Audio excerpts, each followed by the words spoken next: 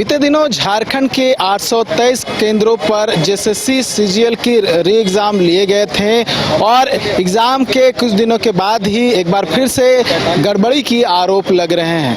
हमारे साथ कुछ अभ्यर्थियों के साथ जो शिक्षक हैं जो कि अभ्यर्थियों को बताते हैं, राज्यपाल संतोष गंगवार से मिलने के लिए पहुंचे हुए थे। राजभवन के बाहर हैं, उनसे बात करेंगे। जो शिक्षक है कुणाल, उनसे बात करेंगे।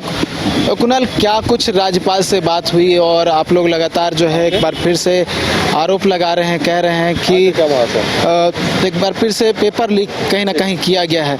क्या आप लोग को लग रहा है, क्या आधार है आप लोगों के पास? क्योंकि कल से खबरें निकल कर सामने सारा आधार है सर, बहुत सारा आधार है और इतने आधार हैं कि आधार जो है आधारहीन हो जाए शायद, इतने आधार है। और हम लोगों ने राज्यपाल को जो है एक ज्ञापन के माध्यम से और सारे सबूत को एक पेन ड्राइव में हम लोगों ने करके दे दिया है राज्यपाल महोदय को। राज्यपाल महोदय भी पूरी तरह से कन्विंस है, एडीसी सर भी पूरी तरह से कन्विंस है। वो भी कहीं ना कहीं इस बात को कहने के लिए मजबूर हो गए हैं कि ये कहीं ना कहीं एजेंसी की जो है इसमें संलिप्तता है, पूरी तरह से संलिप्तता है। और उम्मीद है हम लोगों को न्याय मिलेगा। गलत तो है झारखंड में जो है युवाओं के सपने को बेचने का काम किया जा रहा है, ठीक है। और ये प्रक्रिया अभी से नहीं 4.5 साल से चल रही है। आप मीडिया के बंधु लगातार इसे दिखा भी रहे हैं, आपका सपोर्ट भी हमें है, लेकिन वही कह जाते हैं कि हाथ तंगन को आरसी क्या, पढ़े लिखे को फारसी क्या। सब कुछ जो है मीडिया में है और चीज़ें हैं। लड़के जो अपनी लड़ाई लड़ रहे हैं और मैं थोड़ा सा भी नर्वस हूँ क्योंकि घर में कुछ ऐसा हुआ है जो मैं थोड़ा सा नर्वस हूँ, शायद आपको पूरी बाइट ना दे पाऊँ, लेकिन फिर भी जो है प्रयास हमारा रहेगा। आप लोगों का बहुत सपोर्ट रहा है 22 कुप का हो चाहे किसी का भी हो, बहुत सपोर्ट रहा है आप लोगों का। और हम ये चाहते हैं कि आप मीडिया बंधु का भी सपोर्ट हमारे साथ आगे बना रहे। हम इस लड़ाई को लड़ेंगे और आज हमारा हजारीबाग में प्रोटेस्ट है, रांची में भी बहुत जल्दी हम लोग करने जा रहे हैं प्रोटेस्ट। और माननीय मुख्यमंत्री से यही निवेदन है कि 21 और 22 का पूरा पेपर रद्द करें, न सिर्फ 22 का, हमें 21 का पेपर भी रद्द चाहिए, ठीक है। और आगे जो भी जानकारी होगी आप मीडिया पेपर 3 का बोला जा रहा है, पेपर 3 में गड़बड़ी की बात आ रही है। आप ये सोचिए सर, ये कहना चाह रहा हूँ कि जब पेपर 3 का पेपर आउट है तो इसकी क्या गारंटी कि पेपर 21 तारीख का नहीं आउट होगा? क्यों नहीं आउट होगा? इसकी क्या गारंटी है? पिछले बार एजेंसी ही डिबार किया गया था, एजेंसी को ही जो है आयोग ने टारगेट किया था, इस बार भी वही हो रहा है, तो इसकी क्या गारंटी? इस बार तो इसलिए तो नेट बंद किया गया था, इसीलिए तो नेट बंद किया गया कि ना रहेगा कम्युनिकेशन का गैप, ना फैलेंगी बातें, ठीक है। सरकार की ओर से कहा गया कि एहतियातन ये किया जा रहा ताकि पेपर लीक ना हो। एहतियातन किया गया है तो वहाँ तो देखिए आसाम में और राजस्थान में वहाँ भी तो हुआ एहतियातन, और भी कहीं हुआ होगा। वहाँ तो पेपर आउट नहीं हुआ, ना इसी तरह खबर निकली। वहाँ 16.5 लाख कैंडिडेट थे, यहाँ 6 लाख कैंडिडेट थे। 6 लाख कैंडिडेट में आपका लूप होल हो गया। आपकी एजेंसी सही नहीं है। हमारी लड़ाई हेमंत सोरेन जी से नहीं है, हमारी लड़ाई सिस्टम से है, उस करप्ट सिस्टम से, जिसके लिए हम लड़ रहे हैं, ठीक है। मैं ज़्यादा नहीं बोलूँगा चूँकि और भी अभ्यर्थी हैं, उनसे बात करेंगे, उनका क्या कुछ कहना है। आप क्या कुछ राज्यपाल के समक्ष रखे हैं, क्या कुछ बातें हैं रखे? नहीं, और आप पेन ड्राइव में क्या कुछ? मैं नहीं गया था। अच्छा, आप लोग जो लेकर पहुंचे थे पेन ड्राइव में, और आप लोगों का क्या कुछ आधार है, क्या आप लोगों के पास? हाँ, रखने के बाद एक्चुअली 22 तारीख को जो एग्ज़ाम हुआ तो उस दिन कोई बच्चा जो है, कोई अभ्यर्थी पढ़ रहा था, जो आंसर को रट रहा था, तो उसी का फोटो कोई अभ्यर्थी जो है लिया था। वो अभ्यर्थी भी गया था कि जो बंदा फोटो लिया था 7:31 में या 21 मिनट में फोटो लिया था, तो वो प्रमाण के तौर पर लिया गया था। अब क्या है कि जो क्वेश्चन आया सेम टू सेम आंसर था, उसका जो आंसर होना चाहिए था वही आंसर वहाँ लिखा हुआ था। इससे क्या झलकता है? इससे यही झलकता है कि वो कहीं ना कहीं क्वेश्चन लीक था, तो एक वो प्रमाण के तौर पर दिया गया। उससे पहले कोई एक अभ्यर्थी जो है अपने दोस्त को आंसर रटवाने का काम कर रहा था, मतलब आंसर बता रहा था तो उसको वो लिख रहा था, तो उसको भी एक अभ्यर्थी, दूसरा अभ्यर्थी दूर से उसको वीडियो बना रहा था, तो उसका भी एक प्रमाण राज्यपाल महोदय को दिया गया है। उसके अलावा जो जेएसएससी है, जो क्वेश्चन 22 तारीख का जो बनाया खास करके जीएस पेपर का, उसमें मैथ्स का जो क्वेश्चन है वो आपका 2022 का सेंट्रल सीजीएल का जो एग्ज़ाम था उसका मैथ का पूरा क्वेश्चन को जो है हूबहू कॉपी कर दिया गया। उसी तरह कंप्यूटर साइंस का कर दिया गया, उसी तरह आपका रीजनिंग का कर दिया गया।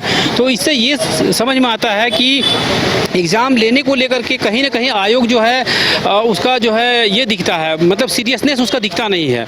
तो ये सारा चीज़ को दिखाया गया और ये कहीं ना कहीं जो एग्जामिनेशन का कोड ऑफ कंडक्ट है उसके अगेंस्ट है। ये इस तरह का होना नहीं चाहिए, ठीक है।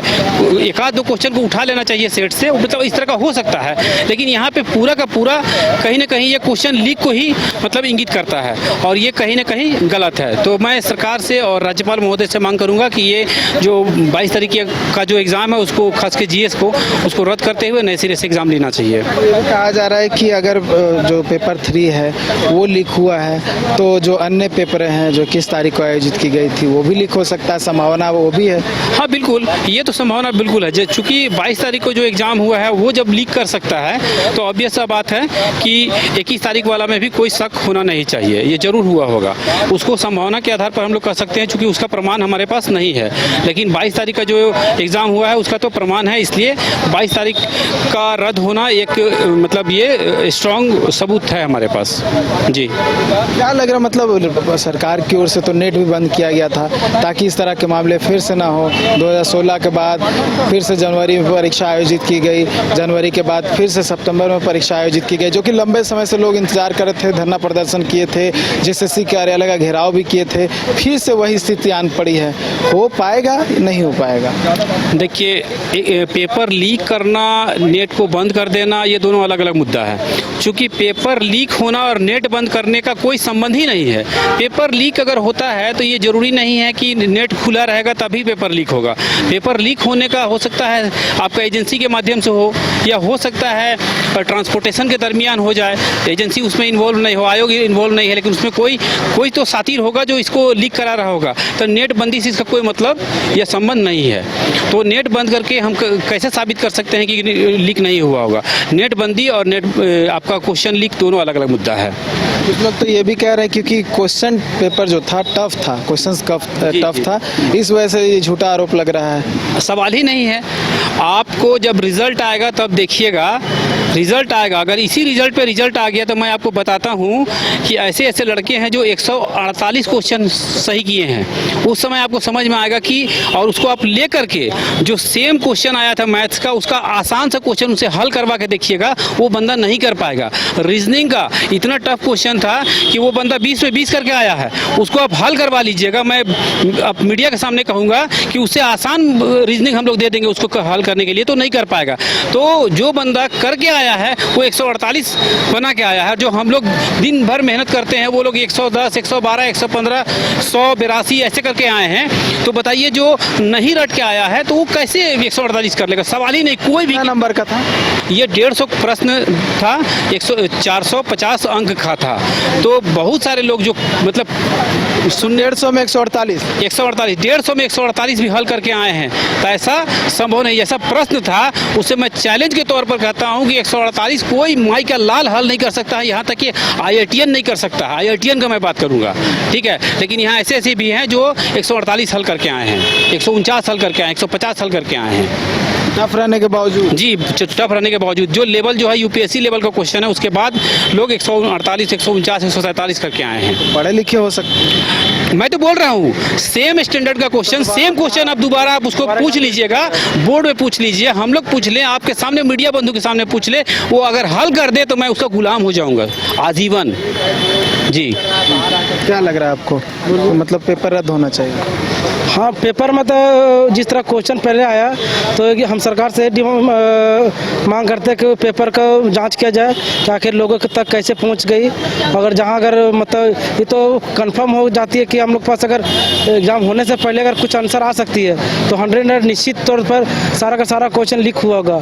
और इस नेट तो बंद था ना, कैसे लीक हुआ? नेट बंद हो या फिर कैसे मतलब, या फिर लोगों वहाँ पर जाकर या किसी के थ्रू मतलब उसे रटवाया गया, जो भी हुआ।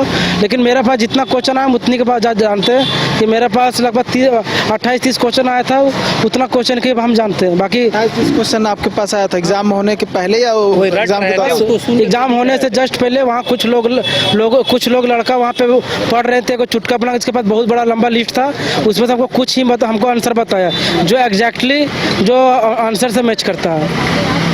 जो प्रीमाइसेस था, केंद्र पे था, ये ध्यान दे रहा था। हाँ, मतलब वहाँ कुछ लड़का वहाँ मतलब केंद्र से मतलब बाहर, मतलब केंद्र के बाहर पढ़ रहे थे। तो आप लोग पूछे नहीं, डाउट नहीं हुआ? ना, क्या पूछना चाहता, हमको तो नहीं विश्वास हुआ। उसके बाद हम खाली आंसर लिखे, उसको सोचा कि उसमें शायद मेरा भी थोड़ा सा कुछ फायदा हो जाए। उसके बाद हमको तो विश्वास नहीं हुआ। उसके बाद जब एग्जाम लिख कर आए उसके बाद पता चला कि वाकई में सारा का सारा आंसर वही है। फिर हम सर लोग से कॉन्टैक्ट किए, तो उसके बाद देखें किसी तरह माहौल बहुत जगह हुआ सुनने में आया। बाकी बात बस हम सरकार से बोलते हैं इसको उचित कार्रवाई की जाए, या पेपर लीक हुआ कहाँ से हुआ और कौन अधिकारी के द्वारा लीक हुआ उसको दंडित किया जाए। दंडित किया जाए। बहुत सारे प्रमाण जो है दे रहे हैं कि पेपर गड़बड़ी हुई है। इस बार भी जेएसएससी सीजीएल की परीक्षा में धांधली की गई है, ये आरोप लगाया जा रहा है। हालांकि सरकार ने अपनी ओर से एहतियातन नेट बंद कर दिया था, लेकिन फिर भी अभ्यर्थी आरोप लगा रहे हैं कि नेट बंदी करने के बावजूद भी गड़बड़ी हुई है और परीक्षा फिर से आयोजित की जानी चाहिए। हालांकि इसको लेकर जेएसएससी की ओर से एक प्रेस कॉन्फ्रेंस भी किया जा रहा है। देखने वाली बात हुई क्या कुछ सफाई जो है जेएसएससी की ओर से दिया जाता है। न्यूज़ बाय स्कूप के लिए कैमरा पर्सन गौरव के साथ नीरज कुमार, रांची। घर के लिए ग्रोसरीज की जरूरत हो या चाहिए फल और सब्जी, डेयरी या बेकरी प्रोडक्ट्स चाहिए या beverages, snacks and branded foods चाहिए हो या ब्यूटी प्रोडक्ट्स, अब इनके लिए अलग अलग दुकानों की तलाश हुई खत्म, क्योंकि रांची में खुल गया है केस्टो मार्ट, जो रखे आपका और आपके बजट का ख्याल। हर सामान पर 5% की छूट, होम डिलीवरी की सुविधा भी। आज ही पधारें Kesto Mart, one stop solution for every customer's requirements. Call 9153989339. 5 राज्य, 61 शहर, 150 प्रोजेक्ट और एक वास्तु विहार। नई सोच, नया घर, बनाए रखिए अपना प्यार, सेवा में है वास्तु विहार।